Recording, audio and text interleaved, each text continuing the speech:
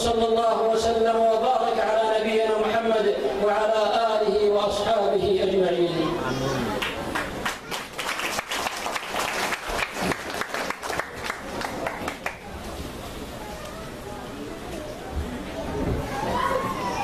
I-translate natin sa Tagalog tsaka yung dalawang message niya sa atin para sa mga balik Islam at saka yung mga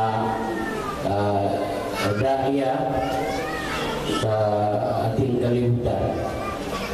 Yung mga bagong Muslim, ang una-una sinabi niya pinakamalaki ng biyaya sa inyo pagpasok niyo sa Islam. Ito ang Islam, ang kompleto na religiyon ng Muslim sa buong mundo. Ang binanggit niya paano tayo mapirmami sa Islam. Kasi yung mga tao may mga balik Islam, balik Islam sila, magpasok sila sa Islam. Hindi sila matatagal dito sa Islam kaya magbabalik sila sa dati ng kanilang mga religion. Paano tayo natin magiging Muslim, mapirmamit sa Islam? Inisulat niya nito ang message para sa ating lahat, hindi para sa mga balik Islam. Kasi may mga dati na mga Muslim, ganun din sila, may murag sila na hindi lang maniniwala sa totoo ng paniniwala. So kailangan sinasabi niya, malaman natin ito ang mga dahilan para magiging tayo ng totoo na Muslim. Una-una sinabi niya, al-intital wa iqbalu ala ilmi al-Quran. Paano tayo magiging mga tao gusto tayo mag-aral sa Quran? Ito ang Quran siya'y makabigay sa hidayah. Ang Quran, una-una ang Quran. Ang mga tao ay palagi translate sa English o Tagalog o Bisaya. Pag-aral natin yung Quran, doon tayo makakuha sa knowledge sa Quran. Ito ang una-una, paano tayo mapirmamenti dito sa ating religion. Pangalawa, sinasabi niya, al-iman billahi wal-amal as-salih. Ito ang paniniwala natin kay Allah na totoo. At saka pangalawa doon ang magsimba ka, ito ang sinasabi ng mga may mga tao na balik Islam maniniwala na hindi siya mag-continue pag-amal, magsisimba. Kailangan ay hindi ka magiging Muslim o ganun. Palagi tayo binabasa yung mga history sa mga propita para malaman natin yung mga ginagawa yung mga propita na doon tayo makakuha sa kanilang mga knowledge na yung mga tao at hindi niyan kailangan. Tayo ay mga balik Islam at saka mga Muslim, kailangan natin yung mga libro o mga historically sa mga propita para malamatin natin yung mga totoo na ginagawa sa kanila ang pinautos ni Allah sa kanila. Tao, mabasa niya, nilagay ang sa puso yung takot kay Allah basta kayo malaman mo na ganyan yung anong mangyari sa kabilang buhay. Ito ang sinasabi niya. Pangalawa ang sinasabi niya yung fadlul dua. Ang fadlul dua yung mga ulama magdadawa, sinasabi ni Allah sa Quran, wala nang pinaka-kasaysayan ng tao na magiging siya ng da'ya. Na yung mga tao na wala siyang katulad, yung mga tao na magdadawa. Sinasabi ni Propeta Muhammad sallallahu alaihi wasallam, mas ibibigay ni Allah na biyaya sa kanila, mas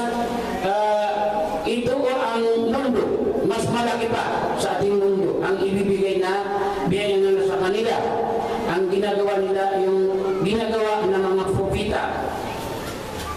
Sa ito ang misit niya, sa ito ang mga duat magdadawa sa mga balikit lang o sa anuman, yung mga dating Muslim na doon tayo yung nibigay niya na misit sa ating yung mga fadail ad-da'iyah. Wa sallallahu ala sayyidina Muhammad wa ala alihi wa sahbihi wa barik wa sallam. Assalamualaikum warahmatullahi ta'ala wabarakatuh. Thank you, Sokran Alim Sar, for the translation. So it's almost Dhuhr. We really wish one brother who will give us a short remark on this affair. Before I call him, I would like to acknowledge also that introduce to you our project engineer Lelin Ibrahim. Yan po ang in charge sa lahat ng construction natin Afghan. Yung secretary natin na si Brother Said Laokbao. Nandiyan ba? Okay. At saka yung in-charge natin na si Alim Mindalano. Samsudin Mindalano. Yan po. Yan. In charge and the prevention of the propagation of seism. So may I call on brother to give one short remark? Brother, an Engineer Yusuf Makabada, Idai in Saudi Arabia and in the Philippines. He had been preaching Islam in Saudi Arabia during his stay there and in the Wassalamu ala nabiyina Muhammad wa ala alihi wa sahbihi ajma'in. Amma ba'd. Rabbi ishrah li sadri wa yassir li amri wahlul 'uqdatam min lisani yafqahu qawli. Subhanaka la ilma lana illa ma 'allamtana innaka antal alimul hakim. First of all, I would like to acknowledge our guests, our brothers from the Kingdom of Saudi Arabia. Sorry I cannot mention their name because I'm not so familiar with them. And also our officers of the Afghan Foundation, the active duat, members, our brothers and sisters. Assalamu alaikum wa rahmatullahi wa barakatuh. First of all, I would like to thank our Allah subhanahu wa ta'ala for giving us this opportunity to be here in this wonderful occasion, wonderful gathering, celebrating the anniversary of our foundation. Before going further, I would like to introduce my name. I'm Engineer Yusuf Makabada. I have worked for a long time in Riyadh, Saudi Arabia, and alhamdulillah, I took the opportunity to get the experience of getting involved in da'wah. Till I became engineer by day and da'i by night. I did not expect that I will be joining our new Muslim brothers in Saudi Arabia. Alhamdulillah, it was beyond my expectation. What I was thinking when I was in abroad, just to earn money. But alhamdulillah, I am much thankful.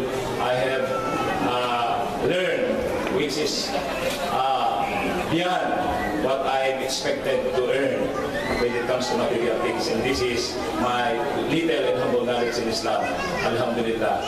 So, in as much I was only given a little time, kunti lang ang panahon, running out of time. So we'll just congratulate our brothers and sisters and also our born Muslim and the new Muslim.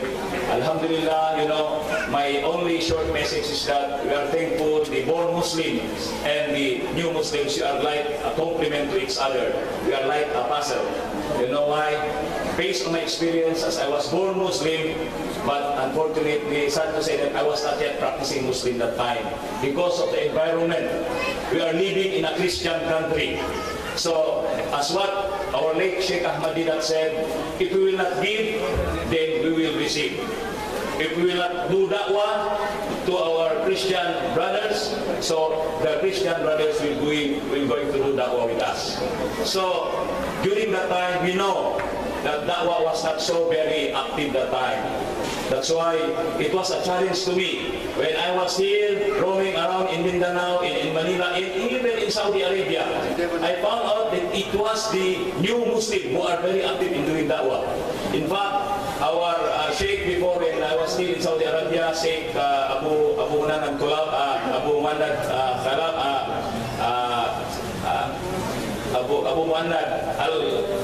Al-Khulafi, yes, he is now in Davao. We met after 16 years.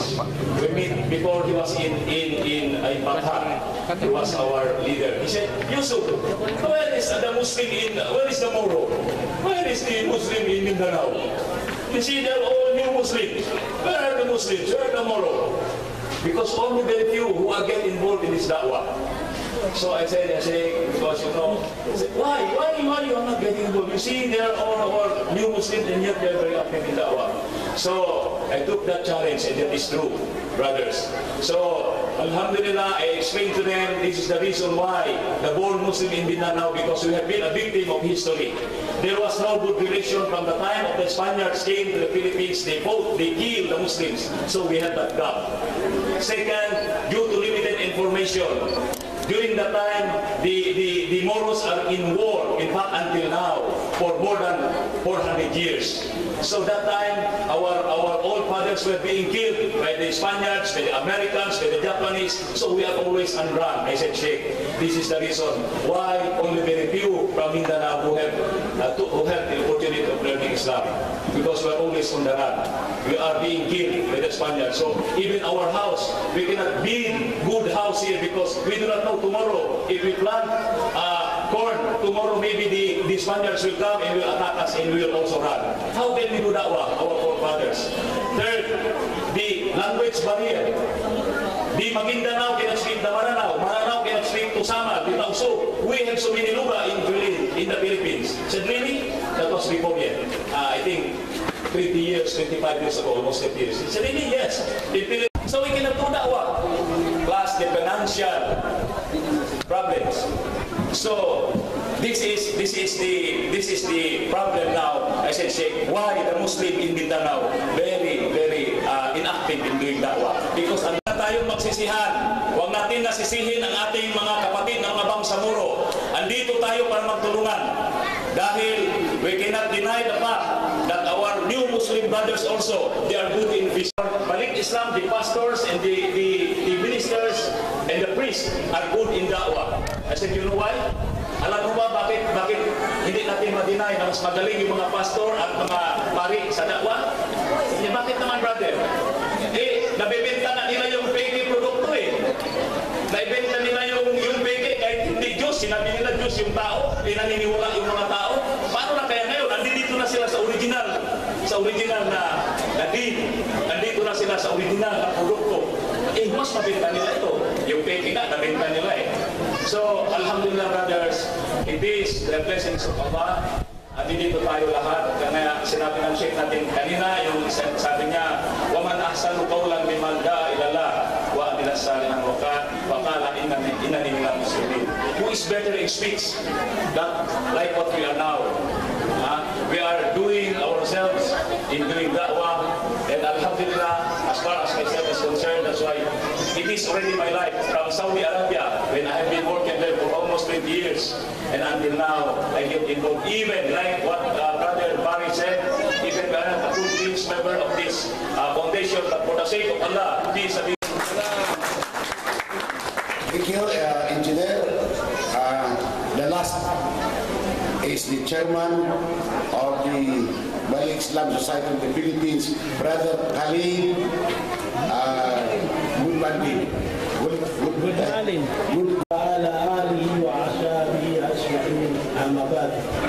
Assalamualaikum warahmatullahi ta'ala wabarakatuh.